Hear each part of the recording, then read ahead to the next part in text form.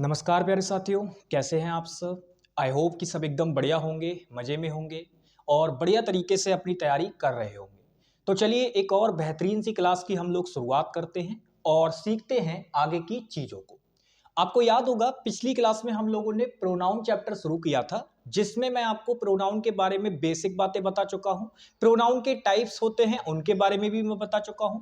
और तीसरी चीज मेरे भाई हम लोगों ने उसमें से एक टाइप को डिस्कस भी कर लिया था, जो है पर्सनल प्रोनाउन। तो पर्सनल प्रोनाउन के बारे में मैंने आप लोगों को बहुत सारी जानकारी दे दी है। अब इस क्लास में मैं क्या करूंगा कि हम और जो आगे के टाइप्स हैं, यानी और जो टाइप्स हैं प्रोनाउन के, उनको हम लोग डिस्कस करेंगे। तो भाई जब हम कल मैं आपको टाइप्स बता रहा था, तो मैंने आपको बताया था कि सबसे पहले आता है भाई पर्सनल प्रोनाउन। हमने पढ़ा क्योंकि वो सबसे बड़ा प्रोनाउन था, इंपॉर्टेंट भी था सबसे ज्यादा, तो सबसे पहले हमने उसको पढ़ा। आज हम लोग सेकंड नंबर वाले प्रोनाउन को शुरू करने जा रहे हैं, जिसका नाम है मेरे भाई क्या, पजेसिव प्रोनाउन। Possessive pronoun.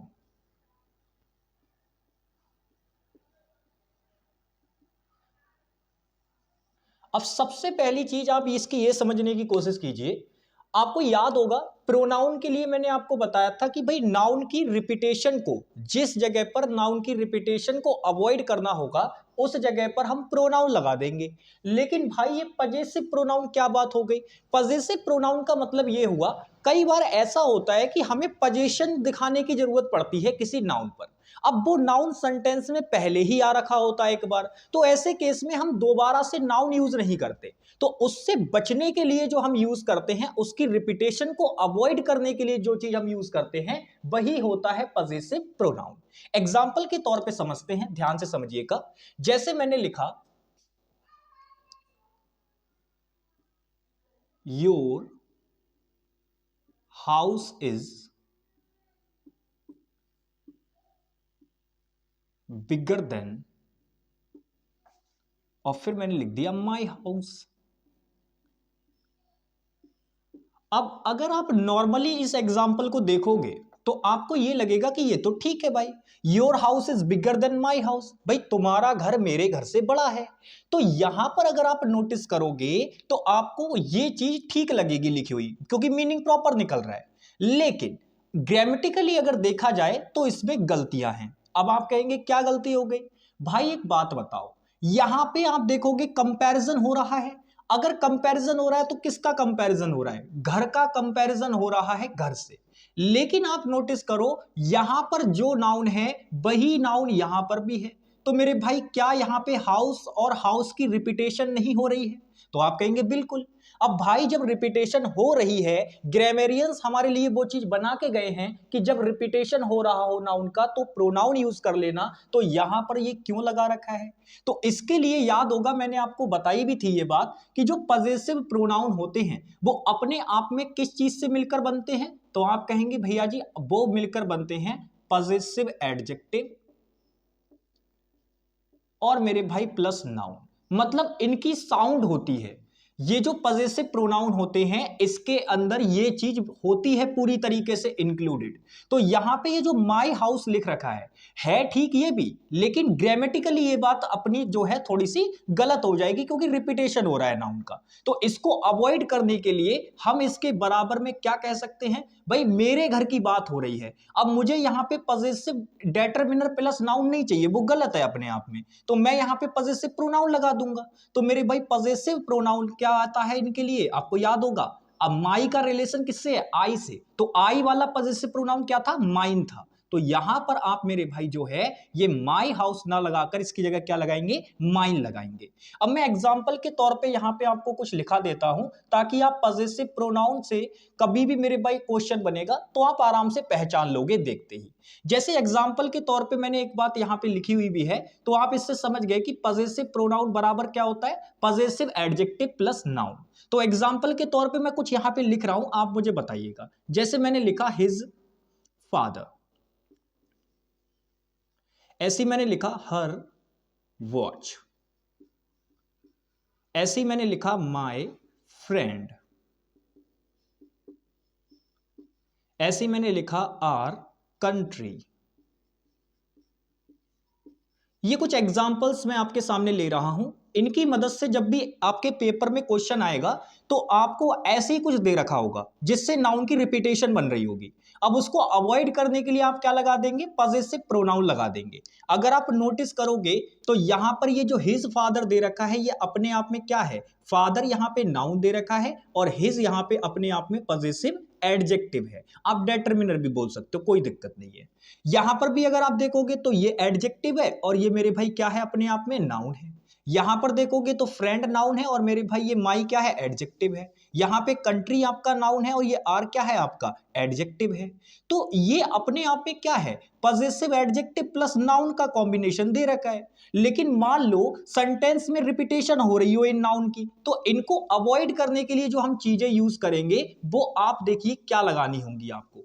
आपको ये नाउन से मतलब नहीं है, आप ये देखो कि डेटरमिनर क्या लगा हुआ है। तो आप कहेंगे भैया यहां पे हिज लगा हुआ है। अगर ये हिज डेटरमिनर यहां लगा हुआ है तो आप याद करो मैंने कहा था कि डेटरमिनर से ही पजेसिव प्रोनाउन बनाया जाता है, कल की क्लास में सिखाया था। तो मैंने कहा था कि हिज के साथ तो दोनों चीजें सेम ही रहती हैं। तो अगर मान लो आपको पजेसिव प्रोनाउन भी यूज करना हुआ तो केवल केवल आप मेरे भाई हिज लिखेंगे और ये दोनों अपने आप में बराबर का मीनिंग रखेंगे। अगर आपने केवल हिज भी लिख दिया तो वो हिज फादर का मीनिंग इंक्लूड कर लेगा, क्योंकि यहां पर तो ये पजेसिव एडजेक्टिव है बट यहां पर ये अपने आप में पजेसिव प्रोनाउन है। समझ में आई बात? ठीक है, आगे देखते हैं। हर आपका यहां पे दे रखा है, तो हर का मतलब हम समझ गए कि हमें यहां पे सी से रिलेटेड चाहिए प्रोनाउन। तो भाई सी के लिए क्या आता है पजेसिव प्रोनाउन, तो आप कहेंगे भैया डेटरमिनर के अंदर एस लगा दो, कल भी हमने ये बात बताई थी। तो बस मेरे भाई हर्ष जब आप बोलोगे तो वो अपने आप में हर वॉच की कंप्लीट सेंस रखेगा। ठीक है, तो ये चीजें बराबर होंगी, याद रखना ये चीजें अपने आप में कैसी हैं, बराबर हैं। जब आपको पजेसिव एडजेक्टिव की जरूरत होगी तब ये वाला स्ट्रक्चर लगा देना, क्योंकि एडजेक्टिव के तुरंत बाद नाउन तो आएगा ही आएगा। लेकिन जब पजेसिव प्रोनाउन की जरूरत होगी तो इनकी जगह पे बस केवल इतना ही यूज करना होगा, इससे ज्यादा नहीं। आगे देखो, माई फ्रेंड है। अब आप अच्छी तरीके से जानते हैं माई आई से रिलेट करता है, तो आई के लिए पजेसिव प्रोनाउन क्या आता है, माइन। और ये माइन मेरे भाई पूरी तरीके से किसकी सेंस रखेगा अपने पास, माई फ्रेंड की। आगे देखो आर कंट्री, तो भाई यहां पे तो आर बी से रिलेटेड होता है, तो बी के लिए पजेसिव प्रोनाउन क्या होता है, तो मैंने आपको बताया था डेटरमिनर में एस लगा देना। तो भाई यहां पे हम क्या कर देंगे, केवल आर्स कर देंगे और ये हमारा जो है ये कंप्लीट सेंस रखेगा आर कंट्री की। ठीक है ना। तो एक सेंटेंस मैं आपको दे रहा हूं, मुझे बताइएगा कि मेरे भाई क्या मैं ऐसा कर सकता हूं। यहां पे ध्यान से देखना मेरी बात को। मैंने लिखा यहां पे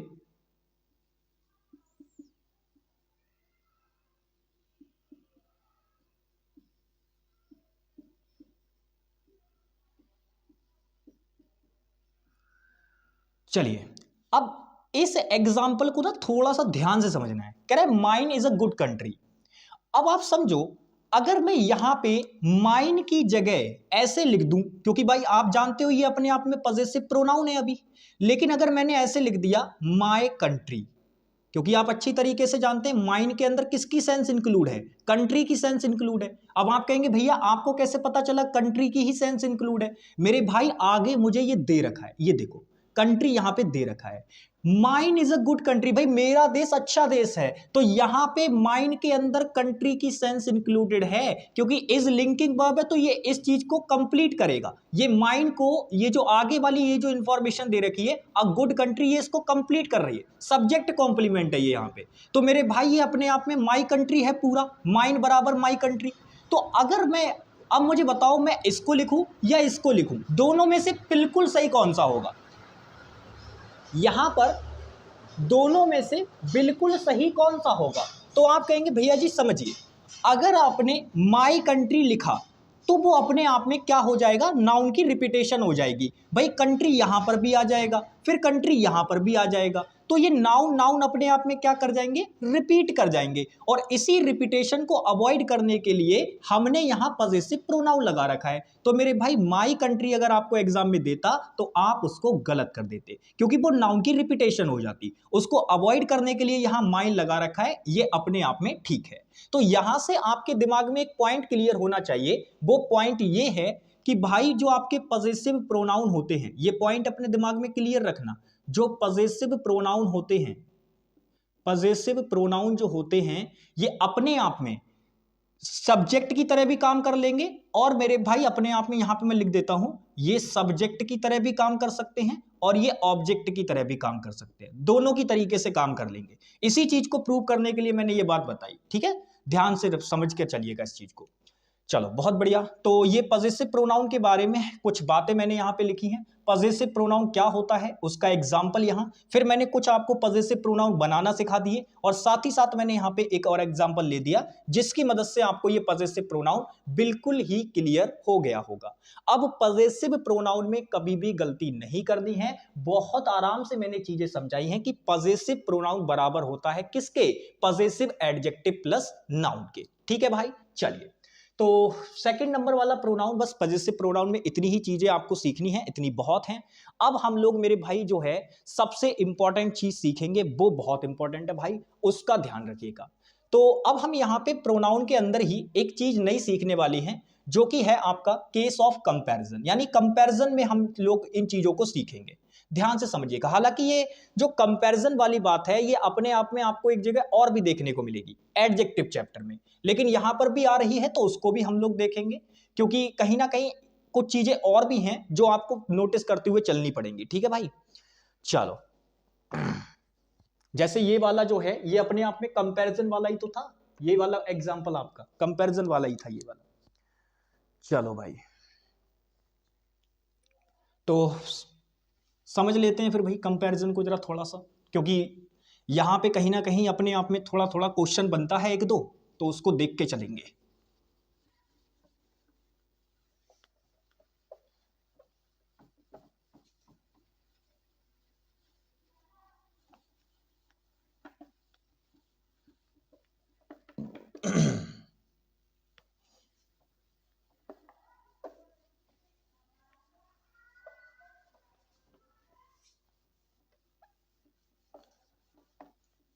देखो केस ऑफ कंपैरिजन यहां बताने का रीजन क्या है वो भी समझ लो।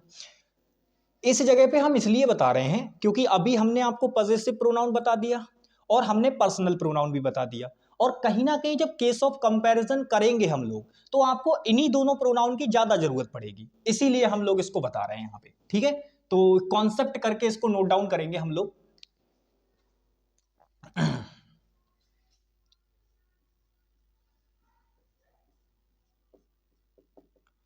देखिएगा केस ऑफ कंपैरिजन,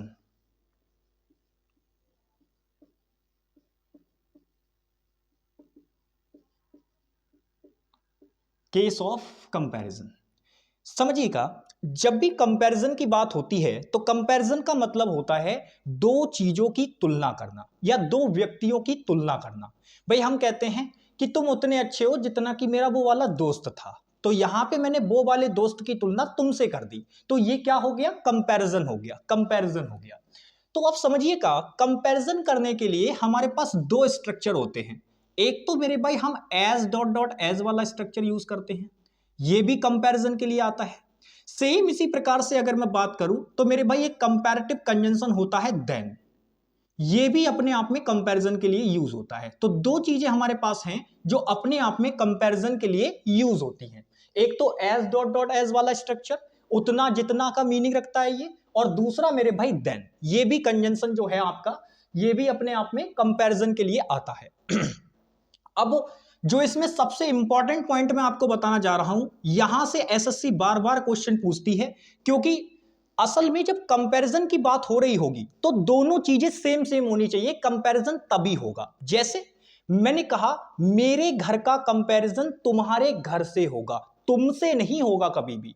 तो आपको यह पॉइंट ध्यान रखना होगा, जब भी हम किसी चीज का कंपैरिजन कर रहे होंगे तो मेरे भाई वो दोनों चीजें सेम सेम होनी चाहिए तभी कंपैरिजन होगा। जैसे अगर मैं एग्जांपल के तौर पे कहूं, मेरे भाई इस मार्कर का कंपैरिजन इस मार्कर से होगा, इस बोर्ड का कंपैरिजन किसी दूसरे बोर्ड से होगा, ऐसे ही इस फोन का जो कंपैरिजन है वो किसी दूसरे फोन से किया जा सकता है, लेकिन उस फोन के कवर से नहीं किया जा सकता, क्योंकि भाई कंपैरिजन तो फोन फोन के बीच में हो रहा था ना, ये बीच में कवर कहां से आ गया। तो ये चीजें आपको ध्यान में रखनी है। तो यहां से आपके दिमाग में एक पॉइंट क्लियर होना चाहिए, जब भी हम कंपैरिजन की बात करेंगे, ध्यान रखिएगा, जब भी हम लोग कंपैरिजन की बात करेंगे तो वो जो कंपैरिजन होगा वो अपने आप में हमेशा सब्जेक्ट और मेरे भाई सब्जेक्ट के बीच में होगा, या तो सब्जेक्ट सब्जेक्ट के बीच में होगा, या मेरे भाई ऑब्जेक्ट ऑब्जेक्ट के बीच में होगा। ठीक है, ऑब्जेक्ट ऑब्जेक्ट के बीच में होगा। कभी भी जो कंपैरिजन की जब आप बात कर रहे होंगे तो ऐसा नहीं हो सकता कि सब्जेक्ट का कंपैरिजन आप ऑब्जेक्ट से करा दें या ऑब्जेक्ट का कंपैरिजन सब्जेक्ट से करा दें। तो ये आप ध्यान रखना, इसीलिए हम इसको कह देते हैं कि भाई सेम सेम का कंपैरिजन होता है। सब्जेक्ट का कंपैरिजन सब्जेक्ट के साथ, ऑब्जेक्ट का कंपैरिजन ऑब्जेक्ट के साथ। आशा करता हूं ये पॉइंट आपके दिमाग में क्लियर हो गया होगा। बाकी यहां पे देखो एक क्वेश्चन लिख के बताते हैं आपको। जैसे मैंने लिखा,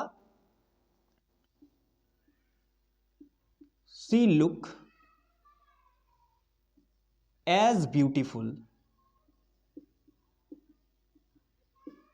एज, और फिर मैंने आपको एग्जाम्पल के तौर पे मी और आई। जरा बताओ क्या आएगा। एग्जाम्पल मैंने आपको दिया इसी कॉन्सेप्ट पे बेस्ड, आप मुझे बताइएगा कि यहां पर क्या आएगा। क्वेश्चन कह रहा है सी लुक्स एज ब्यूटीफुल एज मी या फिर आई। तो आप नोटिस करो कि भाई ये तो आपका एज डॉट डॉट एज वाला स्ट्रक्चर है, यानी कंपैरिजन हो रहा है।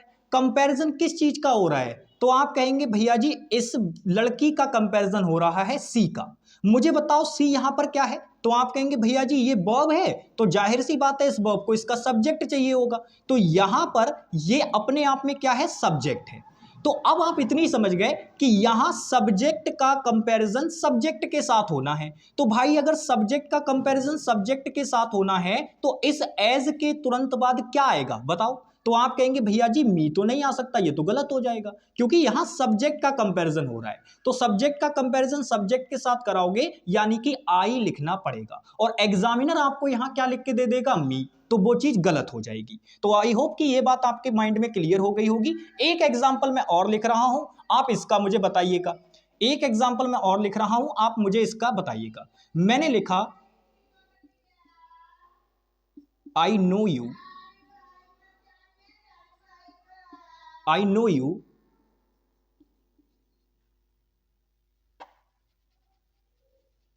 ध्यान से देखिएगा बिल्कुल एकदम, बेटर देन, और फिर मैंने लिखा I know you better than, और फिर मैंने लिखा ही या फिर मी।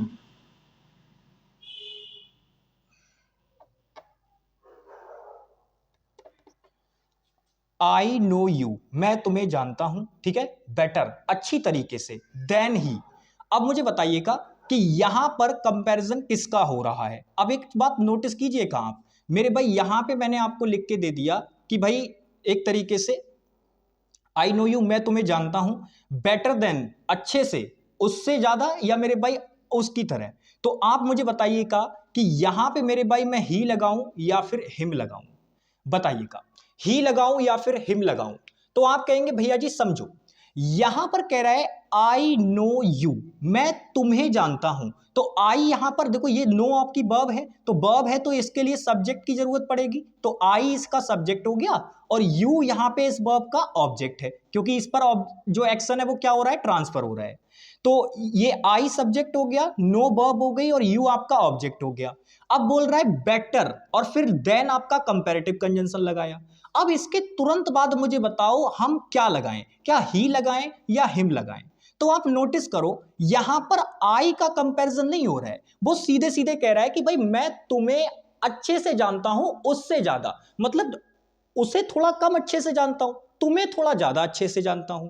तो ऐसे केस में आप मेरे भाई मुझे बताइए कि क्या सब्जेक्ट का कंपैरिजन हो रहा है? तो आप कहेंगे नहीं भैया जी, सब्जेक्ट तो बता रहा है कि भाई मैं तुम्हें अच्छे से जानता हूं उससे ज्यादा, यानी उसे कम अच्छे से जानता हूं, तुम्हें ज्यादा अच्छे से जानता हूं। तो मेरे भाई यहां ऑब्जेक्ट का कंपैरिजन ऑब्जेक्ट के साथ हो रहा है, इसीलिए ही नहीं आएगा, हिम आएगा, क्योंकि ऑब्जेक्ट का कंपैरिजन ऑब्जेक्ट के साथ होगा। तो यहां पर वही हो रहा है। अब आपके माइंड में एक प्रश्न आएगा कि भैया ये तो हम बात समझ गए कि सब्जेक्ट का जब कंपैरिजन की बात होगी तो सब्जेक्ट के साथ करा देंगे, ऑब्जेक्ट के कंपैरिजन की बात होगी तो ऑब्जेक्ट के साथ करा देंगे। लेकिन भैया ये तो बेसिक वाले क्वेश्चन हो गए, चलो ये तो हम कर लेंगे अगर ऐसे आ गए तो। लेकिन जो एडवांस लेवल का क्वेश्चन बनता है इसी कंपैरिजन में, वो कैसे होगा? तो उसकी हम लोग बात कर लेते हैं, ठीक है भाई, उसकी हम लोग बात कर लेते हैं। मुझे 1 मिनट दीजिए, मैं जरा थोड़ा सा इसको ठीक कर दूं, ठीक है, कुछ चीजों को मैं जरा इसमें ठीक कर दूं जरा थोड़ा सा।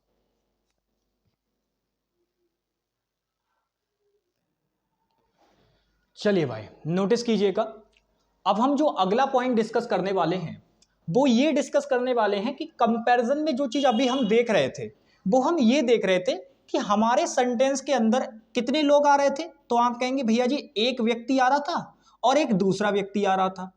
अब ये अगर सब्जेक्ट में था तो सब्जेक्ट का कंपैरिजन सब्जेक्ट के साथ हो जा रहा था, और अगर ये मान लो ऑब्जेक्ट में था तो ऑब्जेक्ट का कंपैरिजन ऑब्जेक्ट के साथ हो जा रहा था।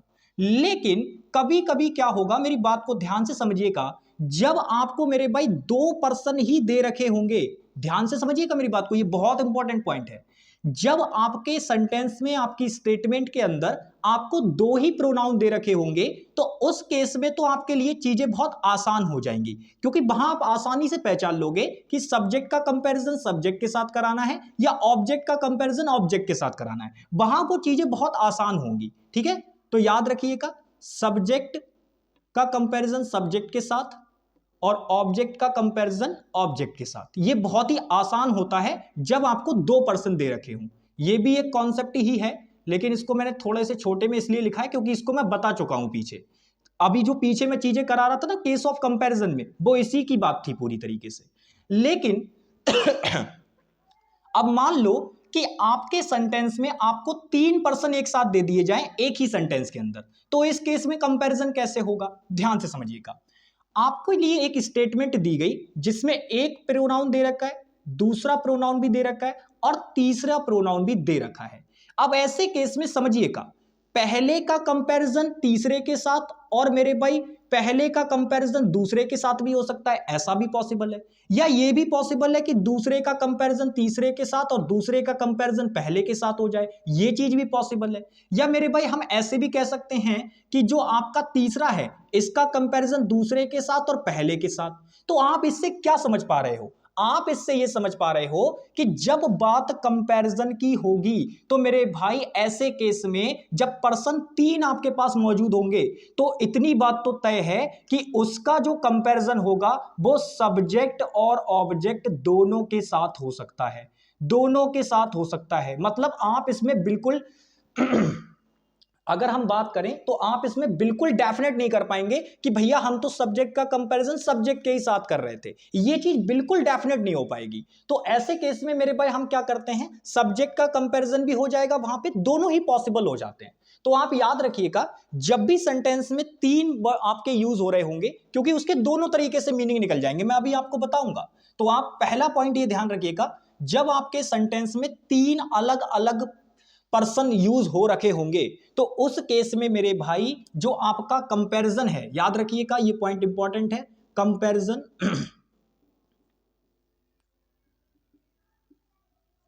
दोनों पॉसिबल होंगे।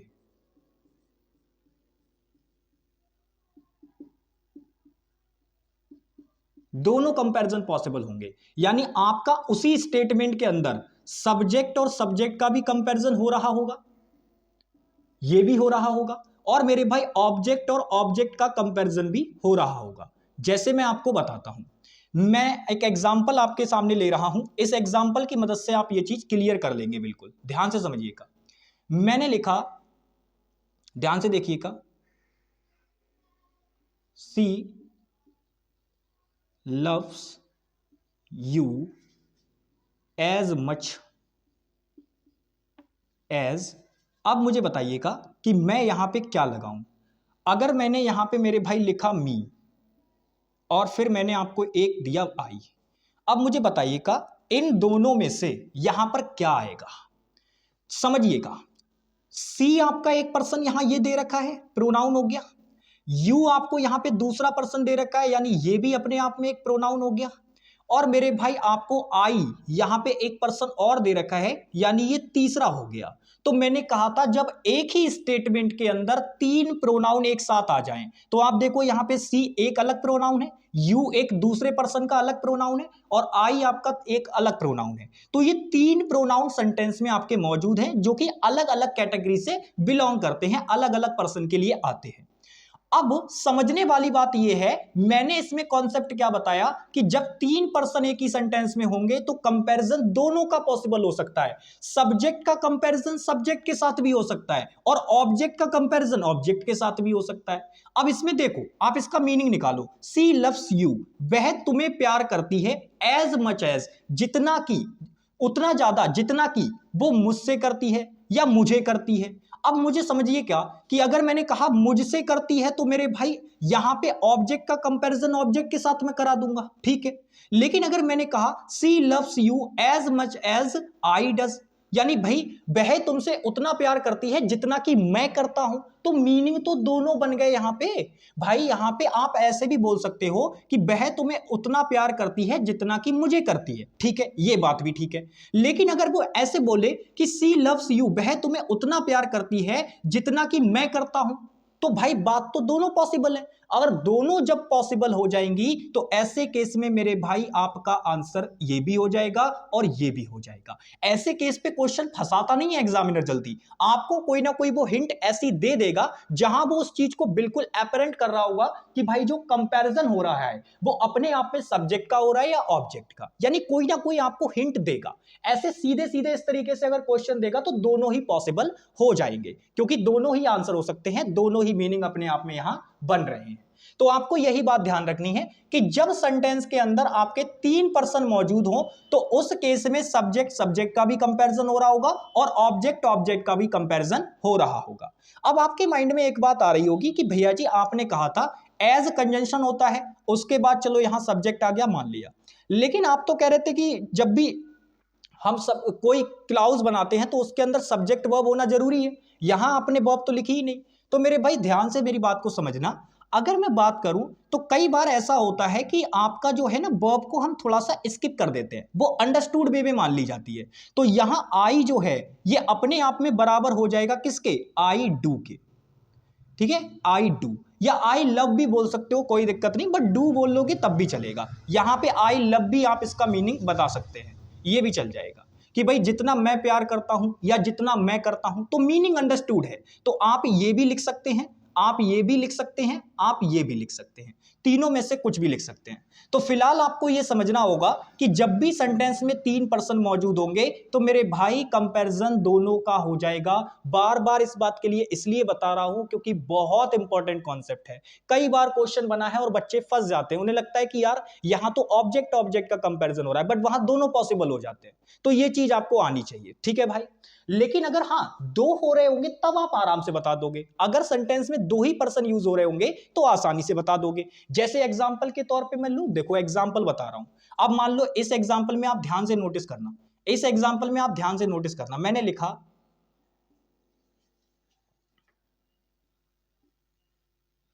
और फिर मैंने लिखा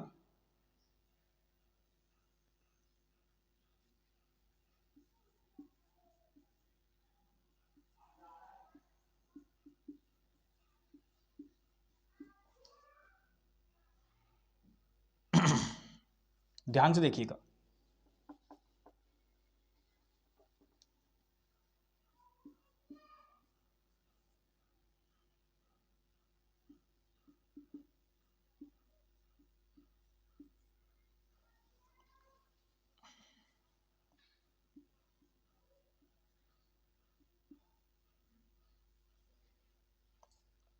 अब मैं जो यहां पे यूज करने वाला हूं वो आप मुझे बताइएगा हम क्या लगाएंगे, ठीक है, ध्यान से समझिएगा यहां पे।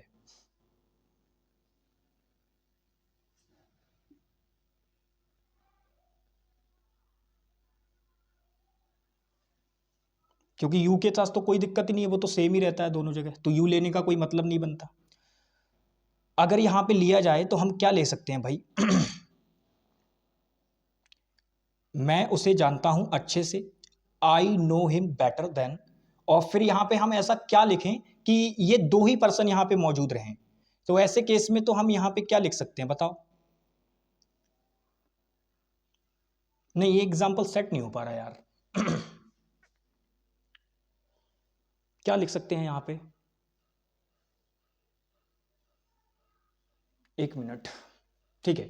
देखो यहां पे हम ऐसे कर सकते हैं, मैंने लिखा I know him better than, और फिर यहां पे मेरे भाई अगर हमने यू लिखा तो यहां पे ये अपने आप में दूसरा पर्सन आ जाएगा, तो यहां पर तो ये मेरे भाई एक तरीके से दोनों का कंपैरिजन हो जाएगा फिर, और यू सेम भी रहता है तो यू से तो क्वेश्चन नहीं बनाएगा ऐसे में। यहां पे कहीं ना कहीं इन्हीं दो में से ही किसी एक पर्सन को वहां पे रखेगा, तो मैं कह सकता हूं यहां पे मी रख सकता है, या फिर मेरे भाई अगर हम बात करें तो I know him better than me, तो मेरे भाई ये तो गलत हो जाएगा ना, बेटर देन मी तो हो ही नहीं सकता। आई नो हिम मैं उसे जानता हूं बेटर देन, और अगर हम तीसरा पर्सन यूज करें तो यहां पे क्या कर सकते हैं, नहीं ये तीन ही पर्सन वाला बनेगा, इस तरीके से तो तीन ही पर्सन का बनेगा, नहीं बिल्कुल नहीं होगा ये चीज पॉसिबल नहीं होगी। ठीक है, तो यहां पे ये जो एग्जांपल मैंने आपको बताया, ये आप बताइए क्लियर हो गया माइंड में क्या? ये एग्जांपल तो क्लियर है ना, इस तरीके का तो कर लोगे। तो आपको ये पॉइंट अपने माइंड में क्लियर रखना है कि भाई अगर सब्जेक्ट का कंपैरिजन, अगर दो पर्सन मौजूद होंगे तो सब्जेक्ट का सब्जेक्ट के साथ, ऑब्जेक्ट का ऑब्जेक्ट के साथ, लेकिन अगर सेंटेंस में तीन पर्सन मौजूद होंगे तो कंपैरिजन दोनों पॉसिबल हो जाएंगे वहीं पे एक ही स्टेटमेंट के अंदर, सब्जेक्ट का सब्जेक्ट के साथ और ऑब्जेक्ट का ऑब्जेक्ट के साथ, दोनों कंपैरिजन एक साथ वहां पे पॉसिबल हो जाएंगे। एग्जाम्पल आपके सामने ये लिखा हुआ है, इसको ध्यान से रखिएगा। ठीक है जी, चलिए अब हम इसमें एक और आगे पॉइंट एड ऑन करते हैं, वो आप ध्यान से रखिएगा क्योंकि वो भी अपने आप में इंपॉर्टेंट पॉइंट है। देखो, जब मैंने आपको बताया कि आप सेंटेंस के अंदर तीन पर्सन यूज कर रहे होंगे, तो तीन पर्सन को यूज करने का एक तरीका होता है वो अपने आप में वो भी इंपॉर्टेंट है, हालांकि केस ऑफ कंपैरिजन तो हम उसको नहीं कहेंगे, बट लेकिन हाँ ये पॉइंट आप ध्यान रख सकते हैं, ध्यान से समझिएगा। ये जो क्वेश्चन है वो अपने आप में पर्सनल प्रोनाउन से जुड़ा हुआ है, तो यहां पे इसको ध्यान रखिएगा, मैं यहीं पे बता दे रहा हूं। होता क्या है, जब सेंटेंस के अंदर तीन पर्सन मौजूद हो जाते हैं ध्यान से समझिएगा, जब सेंटेंस के अंदर तीन पर्सन मौजूद हो जाते हैं, पहला, दूसरा और तीसरा, तो ये first person, second person, third person, एक मिनट दीजिए जरा मैं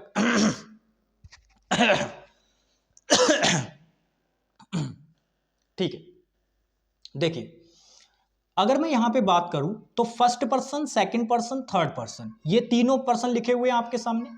अब होता क्या है, ये जो पर्सनल प्रोनाउन आपके होते हैं सेंटेंस में, अगर ये तीनों एक साथ आ जाएं, तीनों के तीनों पर्सन प्रोनाउन एक साथ आ जाएं, तो इनको यूज करने का एक सीक्वेंस होता है। वो सीक्वेंस अगर मैं आपको बात बताऊं तो ये दो होते हैं, दो क्रम में ये चलता है। एक तो होता है पॉजिटिव वे और एक होता है निगेटिव वे। निगेटिव वे में अगर हम बात करें तो कहीं ना कहीं आप कोई ना कोई निगेटिव काम को अंजाम दे रहे होंगे, हो सकता है आपसे कोई गलती हो गई हो, आप उसको मान रहे हो, या हो सकता है आप कोई निगेटिव काम करने जा रहे हो।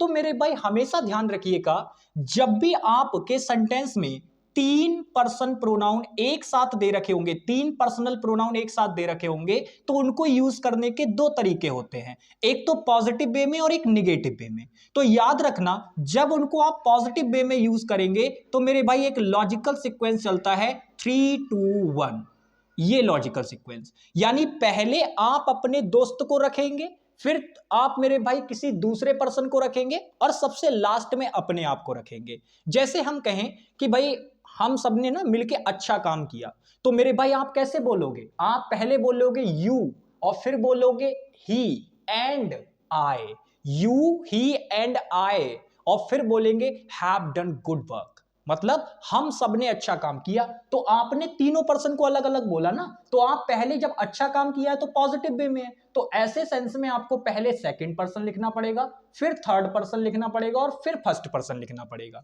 लेकिन यहीं पर जब बात निगेटिव की हो जाएगी, यानी कोई ऐसा काम हो रहा होगा सेंटेंस के अंदर, स्टेटमेंट के अंदर, जो अपने आप में निगेटिव होगा, तो मेरे भाई उस केस में जो आप लॉजिक फॉलो करेंगे वो मेरे भाई 1, 2, 3 का करेंगे। जैसे मान लो आपसे कोई गलती हुई और आपने उस गलती को मान लिया, तो आप पता है कैसे बोलोगे, आप बोलोगे कि भाई देखो मैं अपनी गलती स्वीकार करता हूं, ये भी स्वीकार करता है और वो भी स्वीकार करता है।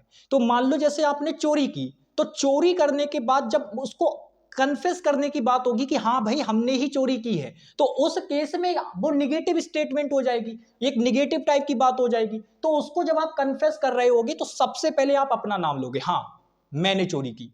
फिर आप दूसरे पर्सन का नाम लोगे जो आपका दोस्त होगा, इसने भी चोरी की। फिर आप तीसरे पर्सन का नाम लोगे जो और दूर होगा आपसे, यानी थर्ड पर्सन का नाम लोगे कि उसने भी की थी, वो भी हमारे साथ था, ऐसे करके बोलोगे।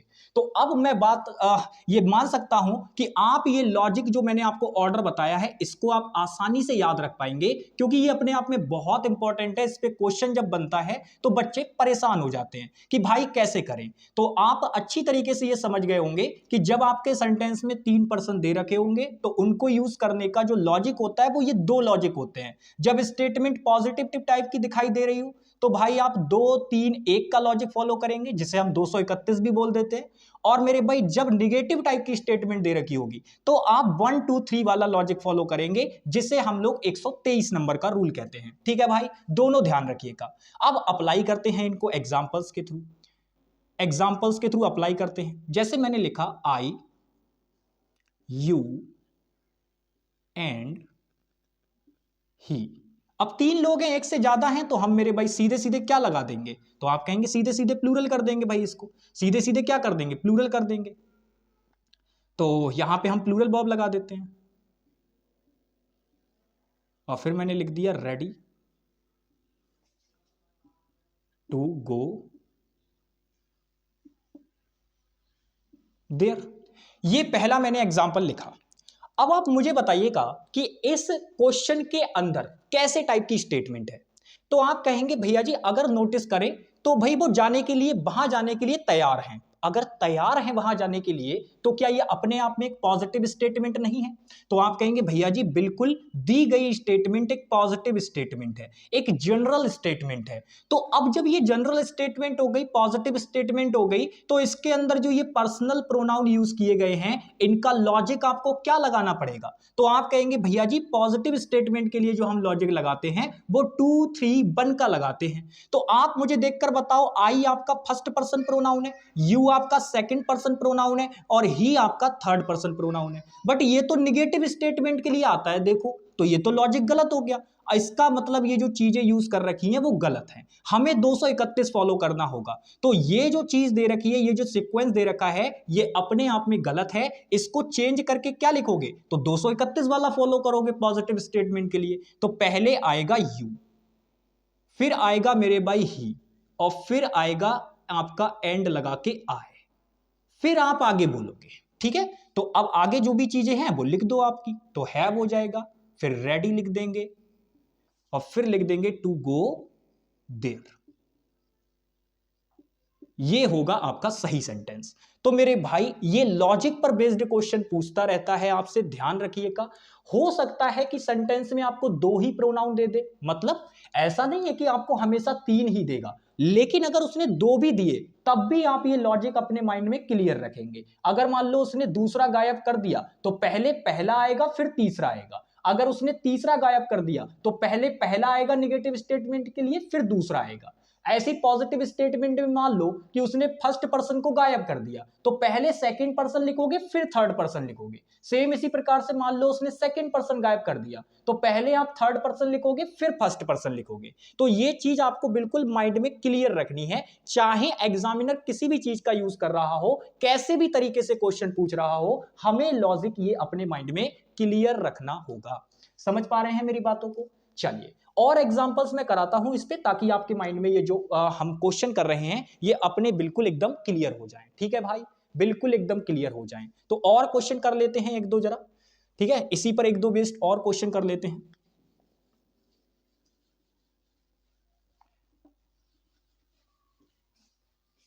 और लिखते हैं, जैसे मैंने लिखा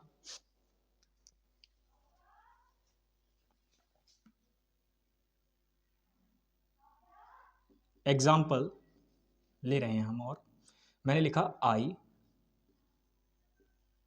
एंड यू, और फिर मैंने लिखा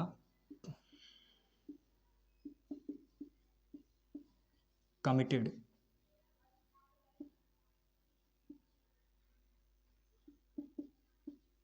हीनियस क्राइम। ठीक है, या हम लिख सकते हैं कमिटेड अ ब्लंडर। ब्लंडर समझते हो? ब्लंडर का मतलब होता है बिग मिस्टेक। अब इसमें मुझे बताइएगा कि क्या करें, इसमें क्या कोई गलती नजर आ रही है? तो आप नोटिस करोगे भैया जी आई एंड यू दे रखा है। अब समझो स्टेटमेंट आपकी कैसी है, तो कमिटेड अ ब्लंडर, ब्लंडर का मतलब होता है बिग मिस्टेक, बहुत बड़ी गलती। इसके साथ कभी भी ब्लंडर के साथ मिस्टेक वर्ड ऐड नहीं किया जाता, ये सुपरफ्लुअस का कॉन्सेप्ट है। तो यहां पे कह रहा है I and you committed a blunder. अब समझने की बात करना यहां पे, अगर आपने बोला ब्लंडर कमिट किया है यानी कोई बड़ी गलती आपसे हुई है, तो मेरे भाई स्टेटमेंट अपने आप में कैसी हो गई? निगेटिव हो गई।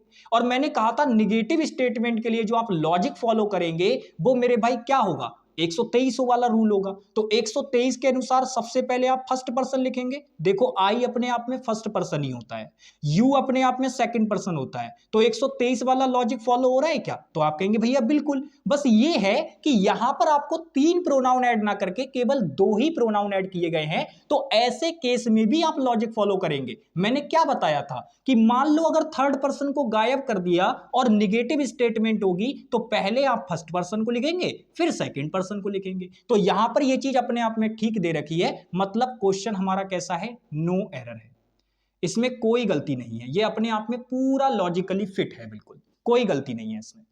ठीक है भाई। तो चाहे आपको 2 पर्सन का दे रखा हो या 3 पर्सन का दे रखा हो, पर्सनल प्रोनाउन को यूज करने का लॉजिकल सीक्वेंस यही होता है, बस आप इसको ध्यान रखिएगा। अब इसमें एक पॉइंट छोटा सा और ऐड ऑन करेंगे हम लोग, वो आपको ध्यान रखना है। ये तो बात हो गई इनको अरेंज करने की, लेकिन जब इन तीनों की पोजीशन हमें दिखानी होगी, तो वो पोजीशन हम कैसे दिखाएंगे वो सबसे ज्यादा इंपॉर्टेंट है। तो उसकी हम लोग बात कर लेते हैं। ठीक है, उसकी हम लोग मेरे भाई क्या कर लेते हैं? बात कर लेते हैं। ध्यान से समझिएगा। ठीक है भाई, ध्यान से समझना है। अब हम बात करेंगे इनकी पोजीशन की। ठीक है ना, पोजीशन की बात करेंगे। चलो देखो, ये एग्जांपल्स तो हो गए, अब हम बात कर लेते हैं इनकी पोजीशन की। ये कॉन्सेप्ट आपके सामने लिखे रहने देते हैं, इसी में आप एक छोटा सा पॉइंट ऐड ऑन करेंगे, वो ये होगा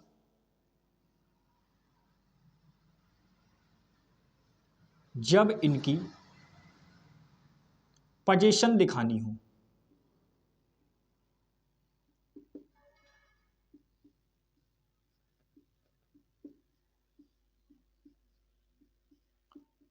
अब मेरी बात ध्यान से समझना भाई, पोजीशन दिखाने के लिए या मान लो कोई सेंटेंस में हमें आगे उनसे जुड़ा कोई प्रोनाउन वगैरह यूज करना है या एडजेक्टिव डेटरमिनर कुछ यूज करना है, तो वो हम क्या करेंगे? देखिएगा मेरी बात को, जो मैं पॉइंट आपको बताने जा रहा हूं, वैसे कायदे में ये चीज रटी जाती है अगर देखा जाए तो।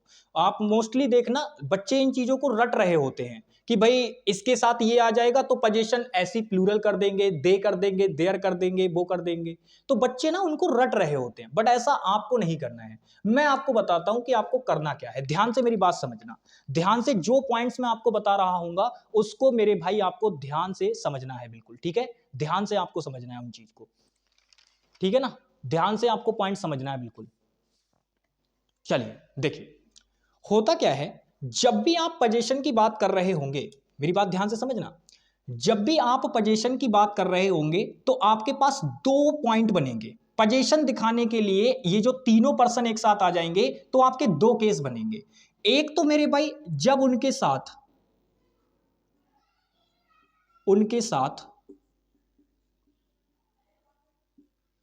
फर्स्ट पर्सन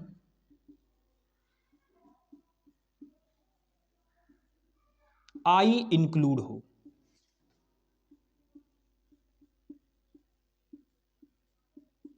एक तो ये बनेगा, और एक मेरे भाई जब उनके साथ फर्स्ट पर्सन आई इंक्लूड ना हो।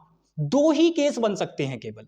अब ऐसे केस में आप मेरी बात को और समझना मेरे भाई, होता क्या है, एग्जामिनर गड़बड़ क्या करेगा।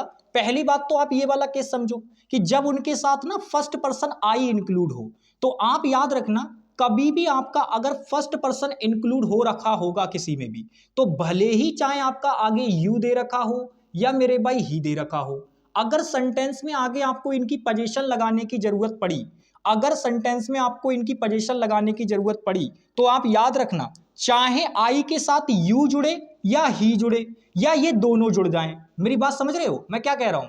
मेरे कहने का मतलब है चाहे आई के साथ यू जुड़े या आई के साथ मेरे भाई ही जुड़े या ये दोनों जुड़ जाएं, बात फर्क कुछ भी नहीं पड़ेगा।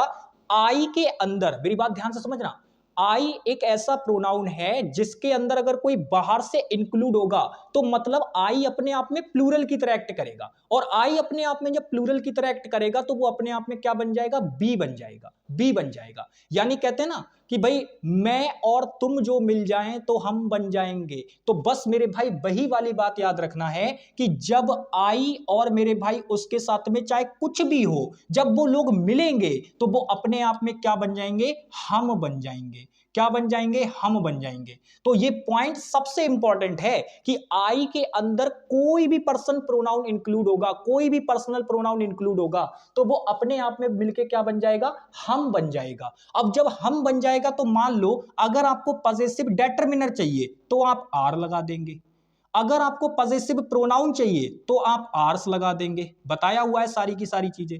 और अगर मान लो कि आपको पजेसिव, ये चीजें हो गई दोनों, अगर मान लो आपको रिफ्लेक्सिव प्रोनाउन चाहिए तो मेरे भाई आप क्या लगा देंगे, आर सेल्फ्स लगा देंगे, ठीक है, ये लगा देंगे। तो ये चीजें आपको ध्यान रखनी है, ठीक है, अपने आप में ये चीजें। अच्छा, अब यहीं पर अगर हम बात करें तो ये तो आई के साथ में हो गया, लेकिन अब दूसरा जो पॉइंट आपको ध्यान रखना है वो ये ध्यान रखना है कि अगर मान लो जब उनके साथ फर्स्ट पर्सन आई ना हो, फर्स्ट पर्सन आई ना हो, तब क्या करेंगे भाई ऐसे केस में, समझिएगा। जैसे अगर मान लो उनके साथ फर्स्ट पर्सन आई ना हो, बाकी चीजें दे रखी हूं, जैसे मैंने लिखा यू एंड यू और मेरे भाई ही, और किसी पर्सन का नेम वगैरह दे रखा हो, तो ऐसे केस में जब आपको मेरे भाई आई ना दे रखा हो, बाकी चाहे आपको कुछ भी दे दे, बाकी चाहे आपको कुछ भी दे दे, तो ऐसे केस में ध्यान से समझिएगा, अगर आप नोटिस करोगे तो मेरे भाई ये अपने आप में सेकंड पर्सन प्रोनाउन है, ही अपने आप में थर्ड पर्सन प्रोनाउन है, और नेम अपने आप में क्या मेरे भाई, इसको भी थर्ड पर्सन की तरह ही ट्रीट किया जाता है। अब आप ध्यान रखना, जब बात इसमें पोजीशन की आएगी तो मेरे भाई ये अपने आप में क्या बन जाएगा, हम नहीं बनेगा। अब ये अब यू के साथ में जब कोई अदर पर्सन इंक्लूड होते हैं, ध्यान से समझना, जब यू के साथ में चाहे भले ही इंक्लूड हो या कोई और पर्सन इंक्लूड हो या दोनों इंक्लूड हो जाएं, तो ऐसे केस में मेरे भाई जो पोजीशन रहती है वो अपने आप में यू की ही रहती है, क्योंकि आपको मैंने याद होगा शुरू में ही बताया था, जो यू होता है वो अपने आप में सिंगुलर का भी काम कर लेता है और प्लूरल का भी काम कर लेता है।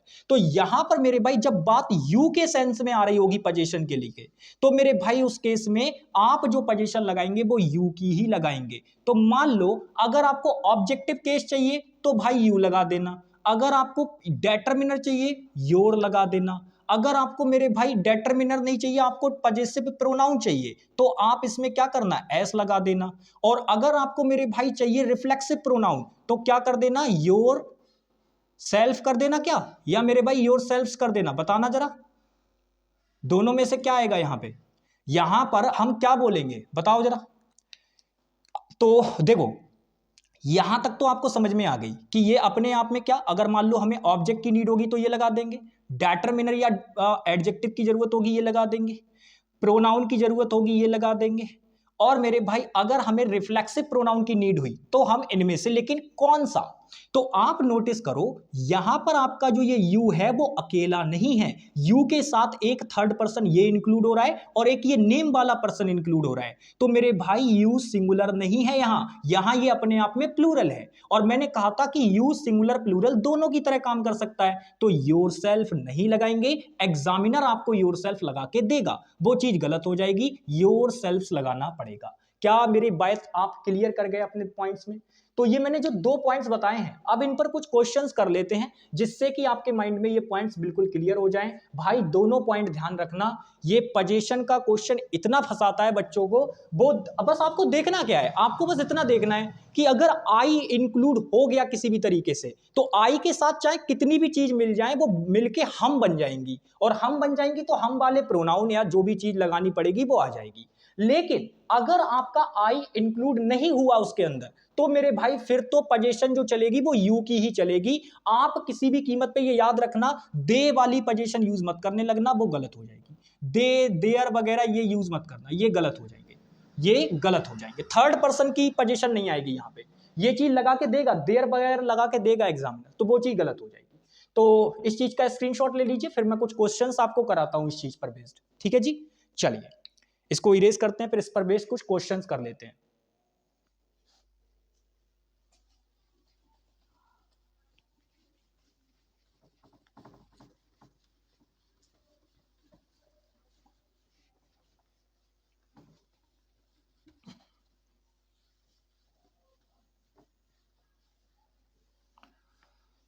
चलो भाई, तो पहला क्वेश्चन आप लोगों के नाम करिए जरा। कुछ क्वेश्चंस मैं आपके लिए लिख रहा हूं, मैंने लिखा, और दोनों चीजें चेक करनी है आपको। आपको उनका ऑर्डर भी चेक करना है पर्सनल प्रोनाउन का, जो मैंने अभी आपको बताया हुआ था वो 231 और 123, वो ऑर्डर भी चेक करना है आपको। तो मैंने लिखा सी, और फिर मैंने लिखा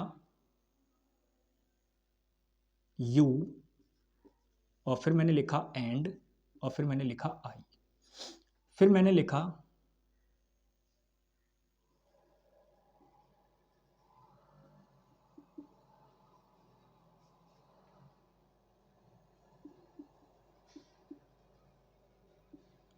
और फिर मैंने लिखा डैश, और फिर मैंने लिखा देयर, फिर मैंने लिखा योर, और फिर मैंने लिखा आर, और फिर मैंने लिखा लेसन। चलो भाई, अब मुझे आप ये क्वेश्चन करके बताइएगा, फिर दूसरा क्वेश्चन। दो क्वेश्चन लेते हैं और दो ही क्वेश्चन की मदद से आप सारी चीजें समझ जाएंगे। यहां पे मैंने लिखा यू एंड दे।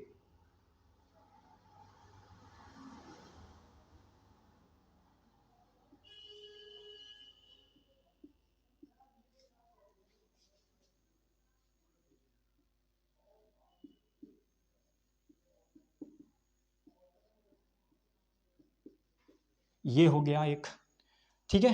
आप इनको चेक करके बताना, इनको आप चेक करके बताना। पहले ये दो ही क्वेश्चन बताओ, क्योंकि दो क्वेश्चन काफी हैं आपके लिए। बताओ जरा इनमें चेक करके भाई।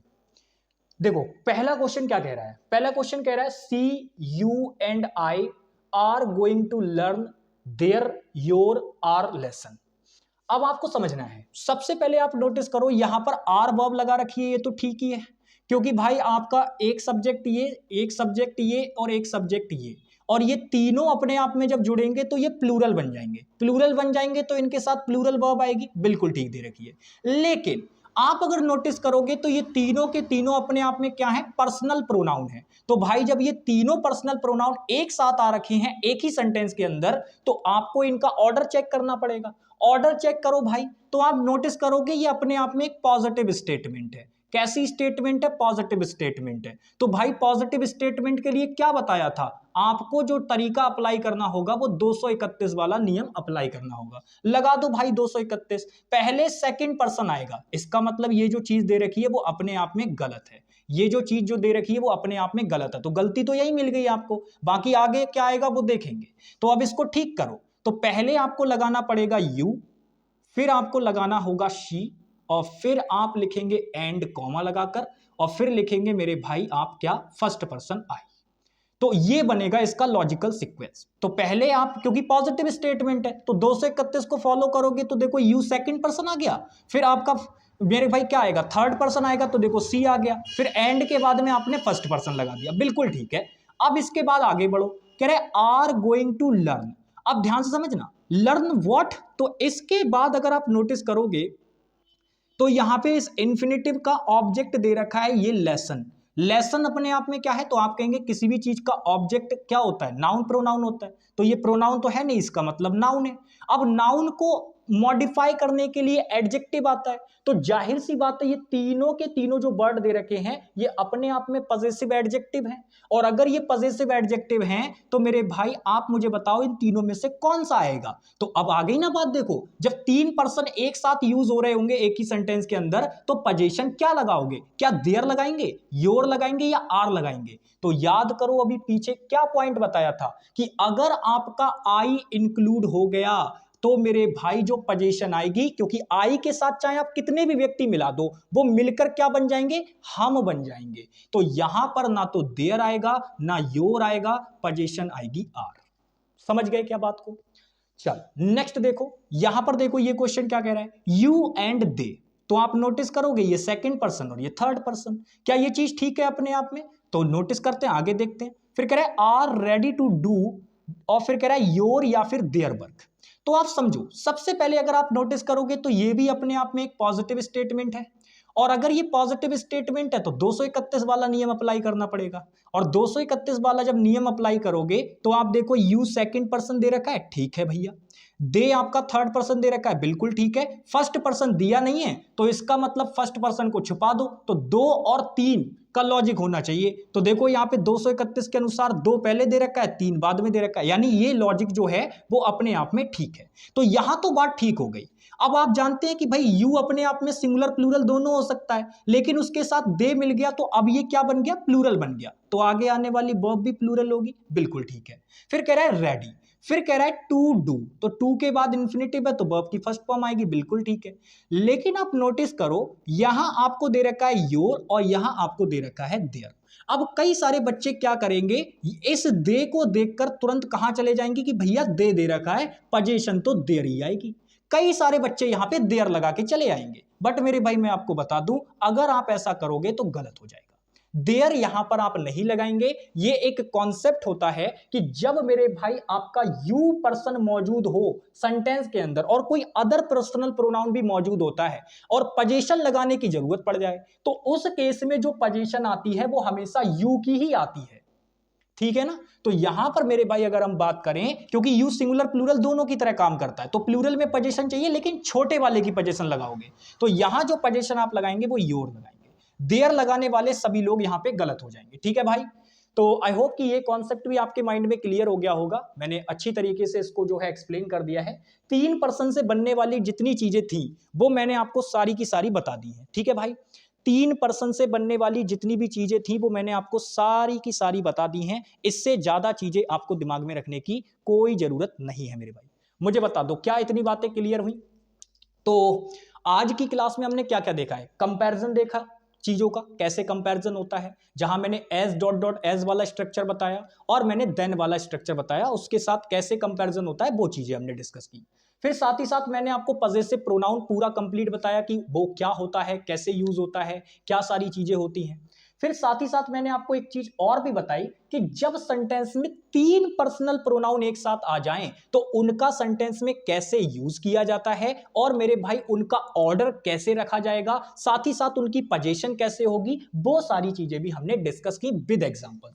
तो मैं आशा करता हूं कि आपको ये चीजें जो हैं वो बढ़िया तरीके से क्लियर समझ में आ गई होंगी। भाई इनको अच्छी तरीके से नोट डाउन कर लीजिएगा, बहुत ही इंपॉर्टेंट कॉन्सेप्ट हैं। एग्जाम्पल अब देखेंगे, क्वेश्चन एसएससी बहुत पूछती है भाई इन चीजों से, तो इनको थोड़ा सा ना बिल्कुल दिमाग में क्लियर रखना। बाकी जब आपको मैं देखो जैसे ये चैप्टर खत्म होगा, अभी नाउन का चैप्टर खत्म हुआ है, नाउन की प्रैक्टिस शीट में आज डाल दूंगा, ठीक है, कहीं से भी किसी भी सर की जो होगी वो मैं आपको प्रोवाइड करा दूंगा। आप वो प्रैक्टिस शीट लगा के मुझे बताइएगा कि आपके कितने क्वेश्चन आपसे बने, ठीक है। तो आज मैं जैसे ही इस क्लास को खत्म करूंगा तुरंत नाउन की प्रैक्टिस शीट में आपके जो टेलीग्राम ग्रुप है हमारा उसमें मैं प्रोवाइड करा दूंगा, और आप उस टेलीग्राम जो आपको मैं चीजें दूंगा वो भाई लगानी चाहिए, आपको ये ध्यान रखना, ठीक है। तो वो मैं जो प्रैक्टिस शीट आपको दूंगा वो आप लगाना और मुझे बताना कि आप उसमें से कितने क्वेश्चन कर पाए। हो सकता है मैं जयदीप भैया जी की भी दूं या हो सकता है मैं प्रशांत भैया जी की भी दूं, कोई सी भी दे सकता हूं, दोनों में से जो भी मुझे लगेगी कि हाँ बहुत ज्यादा रिलेवेंट है वो मैं आपको दे दूंगा, ठीक है मेरे भाई।